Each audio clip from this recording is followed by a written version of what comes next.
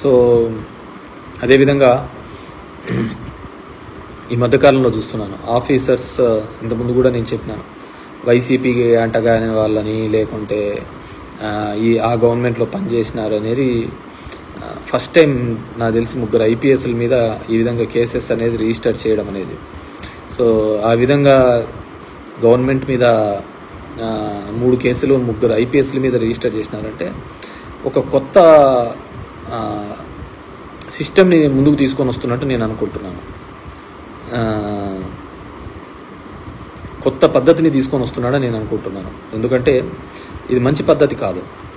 So ఈరోజు red book అని వాళ్ళు ఓపెన్ చేస్తారు, రేపు వైసీపీ అనేది బ్లూ బుక్ అని ఓపెన్ చేస్తారు.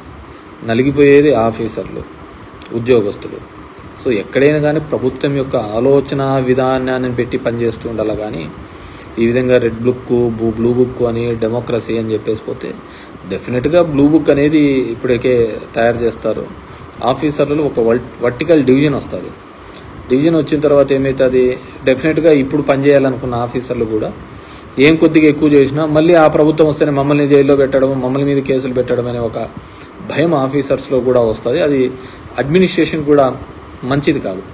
సో ఆ విధంగా వెంజెన్స్ పాలిటిక్స్ లేకుంటే ఎక్కడో ఆమెకున్న హిస్టరీ చూస్తే అన్ని హనీ ట్యాప్ కేసులే ఉన్నాయి. సో వాట్ ఎవర్ మేబీ అలాంటి సంఘటనల్లో కూడా సో ఆఫీసర్లను ఒక పార్టీల తరపున ఒక డివిజన్ చేస్తారు. రోజు పేపర్లలో చూస్తూనే ఉంటాం. ఒక పార్టీల తరపున ఒక డివిజన్ చేయడం వల్ల ఏమవుతుందంటే డెఫినెట్గా ఇబ్బంది కలిగించే అంశంగానే తయారవుతుంది. సో ఈరోజు ఇదే అయిపోయినది. రేపొద్దున ఆ ఆఫీసర్లకు ఎవరైతే అత్యుత్సాహం చేస్తున్నారో దాంట్లో బ్లూ బుక్ అని జగన్మోహన్ రెడ్డి ఇంకో బుక్ తీసుకొని వస్తాడు. మన గుంటూరులో కూడా చెప్పినట్టున్నాడు ఆయన, మీరు ఈ విధంగానే చేసుకుంటూ పోతే గుంటూరులో మా ప్రభుత్వం వచ్చిన తర్వాత జైలు కూడా సరిపోవని చెప్పేసి. ఇది ఒక మంచి సాంప్రదాయం కాదు అనేది నా ఫీలింగ్. సరే, జరుగుతున్న దానికన్నిటికీ కూడా ఒక లెక్కపత్తు ఉండాలి. ఆ బుక్స్ కూడా చూద్దాం ఏ విధంగా అయితే ఆఫీసర్స్ మీద ఇది చేస్తారని.